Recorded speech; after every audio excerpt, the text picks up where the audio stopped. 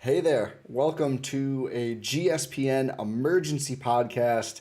Maybe an hour after posting this morning's Euro Step with myself, Ty Windisch, and the tremendous Rohan Kadi, we talked about, I think it's still a worthwhile listen. We talked about how the playoffs have shaped our coaching takes, Chris and Brooke potentially coming back, all sorts of things. But we said, if we think the coaching list has been narrowed down, we don't know how narrow, we don't know the names, but of course, within an hour, we got the names. We now have them, and I'm joined by the very knowledgeable Adam McGee to dive into these three names, present our favorite, which, if you listened to our last pod together, you already know, but we're going to go in deep on these three names here in this emergency pod. Adam, how's it going?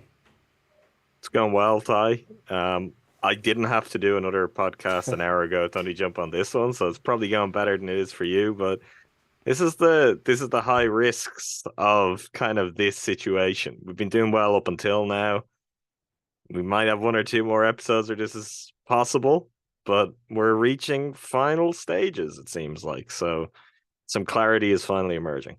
It is. So the report today earlier from Mark Stein, he just had one of the names, Adrian Griffin, Raptors lead assistant, who also interviewed for that job and maybe a couple of others. There's like 5 open jobs right now. Also with the note that at this stage in the process, candidates are talking to Giannis Antetokounmpo. Giannis is part of the decision. Giannis, of course, is always part of the decision. Obviously wasn't sitting in on the first 18 or whatever Zooms with John Horst, but now at this stage, that we've gotten to the serious candidates, Giannis is factoring prominently, of course.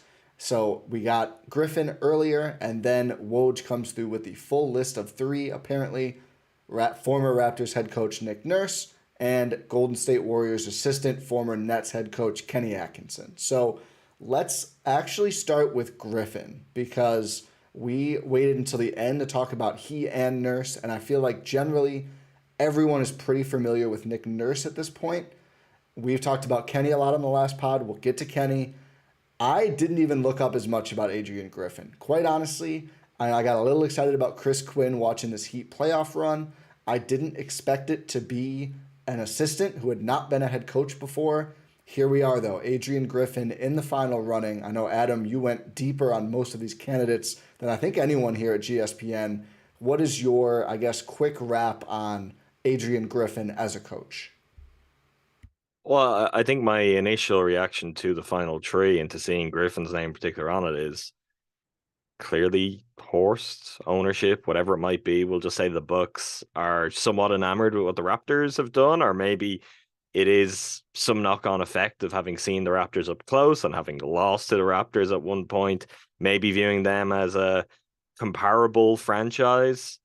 Toronto is a major market, but in an NBA sense, they've long had a battle to make it a big market and an established market. So a coach and a coaching staff who went and had success with a superstar there is something that I think seems to have an obvious appeal to them. I think it's interesting, particularly as things have kind of turned for the worse with the Raptors. But that's the standout thing right away. 2 of these 3 candidates, Raptors head coach and Raptors associate head coach. As it comes to Griffin, Griffin is one of the assistants that I think we spent a lot of time talking about the interesting routes that a lot of these assistants take to get to this kind of position where they're in the running for head coaching jobs and what kind of staffs they end up being a part of, what the kind of the lineage they're under is. And Griffin was one of the more interesting ones, which I guess in part just comes from being around the NBA a long, long time. Like he has served his apprenticeship, and maybe also interesting as to your point and how we might have felt about assistants. If they're going for a first time assistant, this is a guy who has really, really been around the league for a long time. This is very different, for example, to a Charles Lee, who still is in the league 9 years. But you're basically doubling that. Adrian Griffin was an NBA player as well. So someone that really has bucket loads of experience at this point. I think a lot of the headlines from his coaching career, some of his early success came with the Bulls under Tom Thibodeau, in really what was the last truly relevant and good Bulls team, in the Derrick Rose era, Joakim Noah, Carlos Boozer, all of that kind of thing. I mentioned on our previous pod, for anyone who heard that, he is most widely credited with the development of topical player at the moment, Jimmy Butler, from those days in Chicago. He has always been pretty humble about that, and he's put a lot of that credit onto Ron Adams, one of the most kind of esteemed assistant coaches in the NBA. But Jimmy Butler himself has always gone out of his way to shout out the role that Adrian Griffin had in his development. And kind of post Bulls, post Thibodeau, things got a little bit weirder, and he was just kind of jumping around as can happen for assistants. He did a year with Scott Skiles in OKC. I think Scott Skiles' final year, maybe a little bit longer than that, but he was there for the end of Scott Skiles' time there. Or sorry, I take that back. Scott Skiles, I'm talking about in Orlando, which the Skiles connection is the one. I don't remember there's another Skiles Scott. OKC. Yeah. There's another Scott who factored into all of these assistants and isn't here. But as you mentioned, Skiles was someone who was kind of a weird kind of, I don't know, Kevin Bacon-esque figure for a lot of these coaching candidates, where you could do 5 degrees of Scott Skiles. Usually a lot less than 5 for most of them, I think. Considerably less.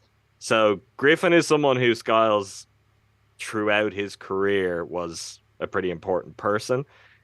His first piece of coaching with anyone came with the Bucks, when he didn't make Scott Skiles' Bucks team, was a final cut, and was offered a spot as an assistant coach. So he reteamed with Skiles in Orlando, and where the OKC of it comes in, from there he goes to OKC and is a part of Billy Donovan's staff before landing in Toronto with Nick Nurse. And with Nurse, he's become very much kind of the focal point of that staff. Beyond him, he has become the name figure. He is the person who, for years and years, has been put forward when the Raptors are at their absolute peak as this is one of the next top head coaches in the NBA. This is one of the hottest names in the mix for every job. He was a yearly staple of Kevin Arnovitz's profiles of like up and coming assistant coaches. And it just hasn't quite happened for him. It's tough to get a read on what his basketball philosophy will look like in terms of X's and O's, because he has been through so many coaches. That could ultimately prove to be a selling point, that he's got a really well-rounded view of the game and he's taken the right things from all of the right coaches and he can put it together as a magic formula.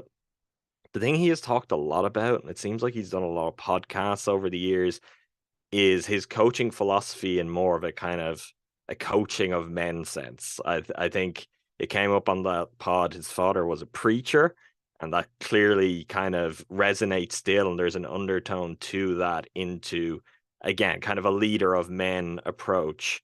Authenticity is the thing that keeps coming up, that he kind of stresses as the absolute kind of fundamental core tenet of what he views his coaching style as. So for me, from the outside, and again, he may have pitched the Bucks the best X's and O's philosophy of anyone, but he is the candidate who seems most, I don't know, maybe motivational, like a slightly different profile of head coach. I think, funnily enough, certainly to Nick Nurse, but also to Kenny Atkinson. Yeah, and of course, it's going to be relevant throughout this process. Certainly, if the Bucks hire him, the other component of Adrian Griffin making it this far is something we covered on our GSPN deep dive on all the candidates at the time last week. He was accused in 2020 by his former wife of domestic abuse. There was a countersuit involved that ultimately was dropped and settled outside of court. Obviously, that is a red flag, to be sure, and not something that we would like to associate with the Bucks. Certainly, I mean, we've seen Milwaukee venture into waters like this before. Who can forget everyone on Twitter begging for Rodion's Karooks to be cut after every game until he ultimately was. I do think this is something that anyone with a brain, and certainly Bucks fans, are passionate about, and I think if Adrian Griffin is the choice, I would at bare minimum hope that we get something better than the Chauncey Billups situation in Portland, where they really just pushed through it. I mean, there was some pretty ugly Blazers PR examples of questions about it getting shut out and all of this. So that's going to have to be tackled as part of this. And I can already tell there's going to be people, in the chat, in the comments later, rolling their eyes saying, why do we have to talk about this? It's going to be talked about. And we have to talk about it because the Bucks decided that he was one of the best three options and maybe the best option. We'll see. Seems like maybe within a week or so at this point. I mean, now that we're down to three, things are moving pretty quickly after what we felt like was a slow and sluggish initial search. But it's got to be a topic because it's part of Adrian Griffin's profile and it matters and it's really important to not gloss over these things. And I think we would be duplicitous if we just kind of let it go now after we, I think, rightly criticized the Raptors for doing that earlier. It's something that has to be addressed. I will say I thought, given the Myers Leonard situation, which is a much different situation, the Bucks were up front and tackled that openly, which I think the best way you could given that situation. So I don't think that it's untenable, but I do think it's going to be a thing to put it simply. And part of why it's going to be a thing is because the Raptors didn't deal with it at all. And in part, you get away with that easier when he's an assistant coach and not the head coach. It's a great So point. the Raptors were able to kind of glide by that, say they're going to let the process take its course.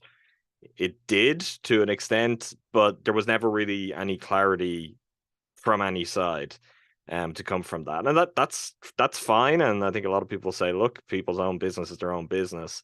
When you're appointed head coach of an NBA franchise, though, you are the public, you are the front-facing face of that team, and beyond that, of a city, and that is the case in Milwaukee. You're right. Doesn't mean it's untenable. It doesn't mean that he won't speak on it in a way that gives great perspective, and people say, okay, well, you know, people deserve second chances, or he's learned, whatever it might be. But absolutely essential is that some clarity comes from that. I don't know. I don't know if they'll be. It's a tougher one for the Bucks to be as upfront on and pushing the narrative out there, particularly as Myers Leonard, the example you give, which is a different situation. But part of getting out in front of that too was Bud did some of that as well. You don't have a head coach, so you'd need John Horst to kind of take on the Bud role in that dynamic. That seems very unhorse-like. But if Adrian Griffin is the route that they're going to go, I do think it's something that it doesn't have to be a defining thing. It doesn't have to be the only thing that's talked about, but it can't just be swept under the rug. I do think it has to be addressed from the beginning. And if it's addressed appropriately, then people can move on. Couldn't agree more. So I think Griffin, in addition to the off court, the surprise is never been a head coach before, although, as you note, has been all over the NBA. Probably not surprising that 2 out of the 3 candidates to make it this far are both former NBA head coaches. Let's talk about Nick Nurse. I think I actually joked about him not making as much sense. I don't know if you saw Jim Ozarski's piece in the Milwaukee Journal Sentinel yesterday, but one of the big surprises was a quote that Horst is looking for a coach with more edge in terms of scheme, which of course makes sense given how things went out. And then some Bucks players, multiple, are looking for a coach who's going to make more personal connections. And now, of course, what we talked through on the pod with that was, are these Bucks players who maybe didn't play as much as they would like in the playoffs? I mean, I think that quote means a whole lot more or less depending on which players we're talking about. If it's Jay Crowder and Bobby Portis, we've already seen be vocal on Twitter about some of this stuff. Okay, sure. If that's Drew and Giannis, different story. I don't want to speculate, but Nurse not really seeming like the coaching option who's going to have more positive personal relationships with players. If anything, maybe the exact opposite of that, which there are fans who think that's what the Bucks need. More of I don't know if disciplinarian is the right word, but, more of a harsher voice. I think he certainly is probably the most harsh voice that we've looked at in this process, but a championship head coach, won a lot with the Raptors outside of their multiple bad years where he didn't win as much with the Raptors.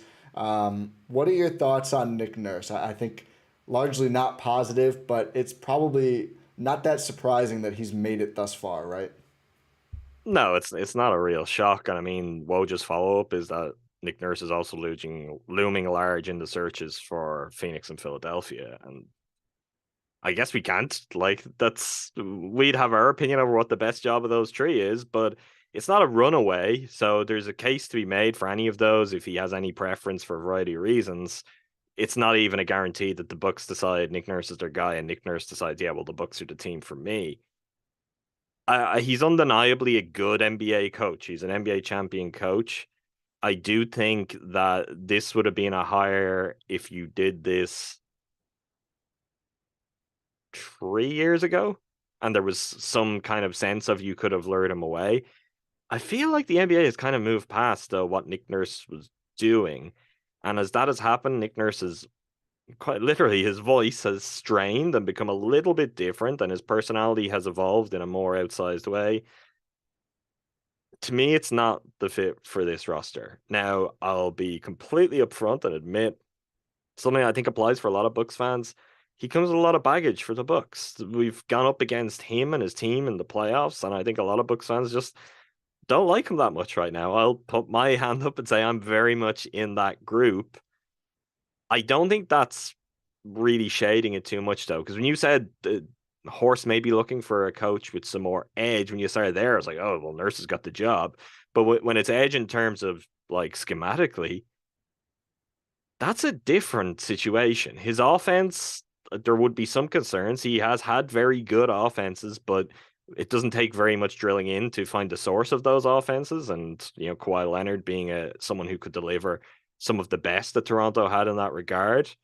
And his defense, I think when you're comparing it to where the Bucks are at, I don't see with the roster, as we've talked about before, people could have grand ideas, but with the roster and with the inability to make wholesale changes, you're going to be cycling through similar options. It's just whether you can find someone who can make better choices in when to pivot from one to the other, or game plan better, or just have a better read of situations.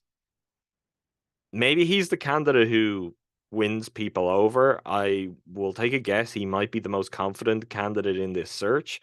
Like, that will be fueled by being the most in-demand coach in the NBA this offseason, having your pick of the biggest jobs that are open, still technically being employed by the Raptors. So he's not even in a spot, isn't he? I don't think so. This came up recently because I thought the same, but I don't know if he's actually been I'll dismissed. Google. I'll Google. Which they may just be holding on for some compensation, which wouldn't be great for the Bucks' point of view either. I don't know. My answer on this is he's clearly a very, very good coach. He's officially out. He is out. Yeah, Okay. they officially fired him. Although clearly he seemed like he wanted to be out. It's funny how slow things are moving in Toronto too, even from a Griffin perspective. You think they might just be like, okay, well, Griffin's the guy and let's promote internally, or they're one of the teams, they're not going to have their pick, but they are moving quite slowly, even slower than someone like Detroit was moving in terms of their process. Well, I wonder for those with all the openings. I wonder. I mean, Griffin being a finalist for the Bucks job, maybe the Raptors were like, yeah, we'd like you to be our coach, Adrian Griffin. Maybe Adrian Griffin is saying, let's wait a minute. Just want to see. I'm doing pretty well in this other search. Wouldn't mind coaching this Giannis guy. I saw how Nick fared with this roster. I think the thing with me and Nurse is, he won the title. He was known before taking over that job. He was the offensive guru on Dwayne Casey's bench. Obviously had a good enough offense when they won the title and had Kawhi Leonard. Really hasn't since then. It's such an odd grab bag of like the year after Kawhi left. They were still really good and probably better than you would think they should be now if you look at those players. Then I think Lowry goes, and that hurts them pretty badly. They've been very up and down, almost season to season, especially if you go like bubble year, the year after, when I think were in the high 40s again, and then last season and this season not quite as good, or maybe I'm mixing up the timeline a little bit. It's so difficult, though, and this is true for really almost every candidate. We have no idea how these coaches would use someone like Giannis, because there really isn't someone like Giannis out there. And that's why, as a good point you made earlier with, I think, Griffin, I mean, who knows if Nick Nurse he might have the best Giannis plan on offense ever, right? Like, he might have a whole book of things that he thinks they should be doing in a new system offensively that will keep their offense going. We don't know. I think the signs for offense aren't super encouraging with him. But as we've talked about a lot extensively, pre-Pirtle, the all-wing team Masai built just really wasn't working all that well, right? Like we saw, it was not able to execute on both ends. And I think they lacked a lot of important NBA skills.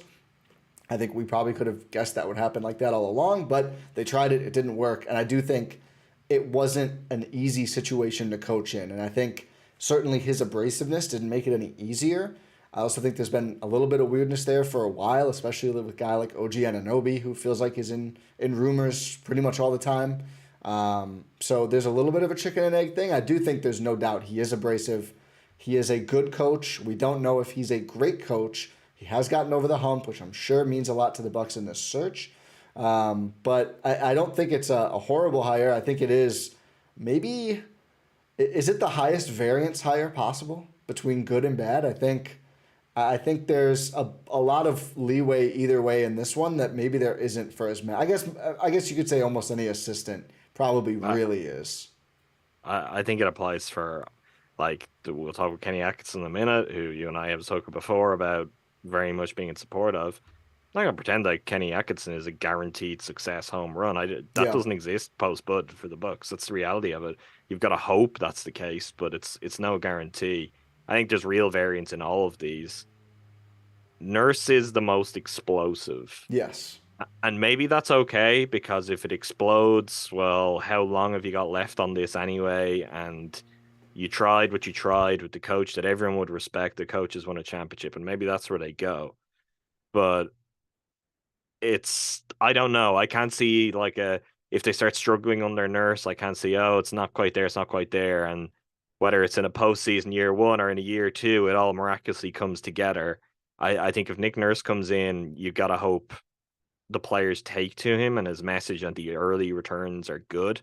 The Bucks need the early returns to be good with any coach, but I think with Nurse it will kind of be he's either going to work for this group or he's not, and they're not going to be particularly fans of him. And if that's the case, honestly, like it could be it. I mean, and that's the reality for any hire here. It's this could be it. If you get this wrong, everything changes and your next hire, one, is probably not being made by John Horst, but two is looking at a completely different outlook. You're looking out into the wilderness, quite honestly, for the foreseeable future.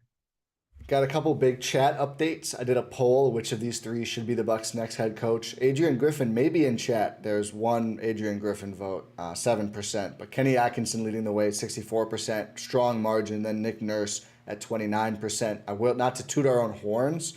I did see a fair amount of comments on YouTube and on social after our pod last week of people going, I kind of see the light on Kenny Atkinson now. I kind of get it in a way I didn't before. I think too much is made of his Nets tenure and probably not enough at his stops before and after, as we covered in detail, where he got to learn most recently under Ty Lue and Steve Kerr. Before that, Rick Adelman, Mike Budenholzer. I'm forgetting Mike D'Antoni. Mike D'Antoni. So he's really a who's who of great coaches to work under. The other big thing from the chat, Carl O says, this is the first time I watched the pod on YouTube. Adam looks like Jack Black. So can you react to that first? I've never had that one before. That's a good one, though. Is it? Okay. I think so. I mean, I like Jack Black. Yeah, he's universally liked. Yeah, that's for sure. You That's don't my sound reaction like to him. it. You don't sound like I don't. We sound quite different. Kenny Atkinson, though, I just went over it quickly. I think we agreed he was one of our top two. I think almost all of us at GSPN, he was up there, maybe three for Rohan with Chris Quinn sliding in above. But I think still the best mix of really exciting potential, which probably isn't something we talk about with coaches very often, but given all of the names he's worked for even recently, and he's got the head coaching experience. Not his first gig. He's done this before. He's not going to be bright-eyed and bushy-tailed. Not saying Adrian Griffin would be. Lost Missoula style, but you never know with the first-year head coach. So what are your thoughts on Kenny Atkinson making the top three? I wasn't necessarily like expecting it. If you'd asked me, he was my number one, but if you'd asked me to predict who the Bucks would have at this stage, it's honestly shocking that Monty Williams isn't here. I mean, I think I just couldn't have foreseen the Bucks not having Monty Williams at this stage of their interviews, having interviewed him before as well. Not really casting a judgment on that one way or another. It surprises me. Atkinson to me is, I just think he's the ideal candidate because I think there's going to be enough continuity in his ideas from what the Bucks have been doing and doing successfully. And yet there's enough there that is going to be different, that will bring a fresh perspective, and that will hopefully add some of the seasoning that has been missing to just round things out. One of the things I keep talking about, and I know it's something that probably a lot of people viscerally disagree with because they're just like, no, Bud, we've got to get rid of everything of that. The Bucks were very, very far from a completely broken team. They do a lot of stuff really well that if you're to tear everything up and start from scratch, one, it might just not work out that way. And I think this roster has been built to play in a way that aligned with what Bud was doing. And I think a coach who will be able to come in and just pick up with a lot of that, but also know where it needs to change and know how to change it. To me, that's the fundamental thing. I just think Atkinson is the best candidate. And then to speak to what you were talking about, I find it surprising, although you're right to note you don't know which players, and it could be guys who aren't getting minutes who think, oh, yeah, I'd like a coach who has better relationships with players. That has always kind of been Bud's thing, but that is certainly something Kenny Atkinson has always had a strong track record, both as an assistant and as a head coach in Brooklyn, too. It was in part essential to how he built out that Nets team to overachieve.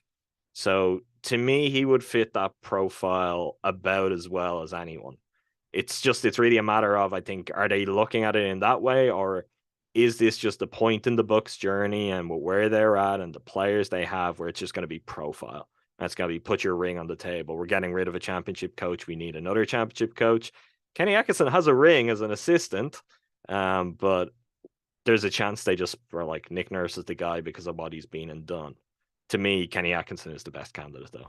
I agree. And I think interesting to note that Atkinson and a bit Griffin, two of the three finalists, have pretty strong player development backgrounds. I think Nurse a little less so.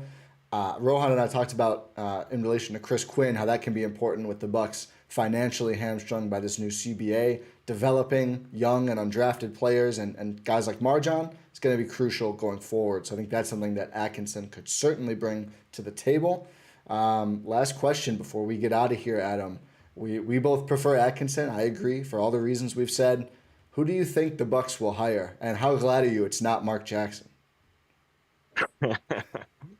I'm very glad. I couldn't imagine the world where that happened, but I'm incredibly relieved it's not Mark Jackson. I think they hire Nurse. I don't want it to be Nurse, but I think they hire Nurse. I'm gonna keep hope alive in my heart of hearts. I think it's gonna be Kenny. I think he's gonna come through. I don't know. Giannis having the way in here and probably making some extent making the decision really makes it fascinating. Yeah, very exciting, very worrying time. On the Giannis thing, I'm not. I wonder how accurate the reporting is because I'm not crazy on that. Yeah, I think they actually nailed this last time in the way that you bring your best player into it and you don't make the decision before consulting with your best player. Best players, it was yeah, Chris and Giannis famously had breakfast with Bud, but they had picked Bud. I mean, they maybe hadn't told all the other candidates you're out of contention, but they had said, okay, Bud is who we like. Let's get him talking to Giannis. If Giannis likes him, he's the coach. I think that's the way to go about it rather than if Giannis is involved with conversations with three coaches and then you're being like, hey, which of the three do you like? I just don't think that's the way to run the search process. And two, is Giannis the person to take like his judgment on that? I yeah, don't know. That's very tough because a player is going to be in a position where they're naturally going to be reacting in regard to what they like from the coach who's just left or what they didn't like, what they feel needs to be corrected. And that may not be the kind of 100-foot or 1,000-foot view that needs to be taken to get this decision right. So if Giannis is actually in the process where they're working out which of the three is their favorite, and Giannis is also talking to all three guys, I'm not yeah. crazy about that. I think they got it right last time. And I should say we did. There's certain reporting from Mark Stein certainly wasn't that Giannis got the final decision. No, of course not. That was not. And maybe it's just a like, a yes no to all three, and then they make their decision from there. I mean, certainly you wouldn't want to hire someone that Giannis really doesn't see himself connecting with. The Giannis Nurse dynamic, though, either way, whether they hire him or not, is going to be fascinating to unpack. We will do that going forward. We will, of course, be back with another podcast when the hire is made. There may be a win in six later this week. Could be that news. Yeah, could be something else. Could be. But we will be back to cover this thing on all fronts. There's a succession pod, 2 more succession pods at least coming soon. I'll make time for this. There's Cruising for a Bruisin', Talk of the Tundra. Check out everything GSPN has to offer at gspn.info. And everyone watching on YouTube, if you're not already, please subscribe, hit that notification bell. Don't miss the next big news pod. We don't go live too often, but big news breaks during the day. How could we not? So thank you, everyone, for tuning in. We hope you enjoyed. We hope the Bucks make a hire that we are all very happy with. I won't say the percent chance on that happening, but thanks again for watching and listening. Thank you, Adam. Thank you, Ty. Thank you, everyone.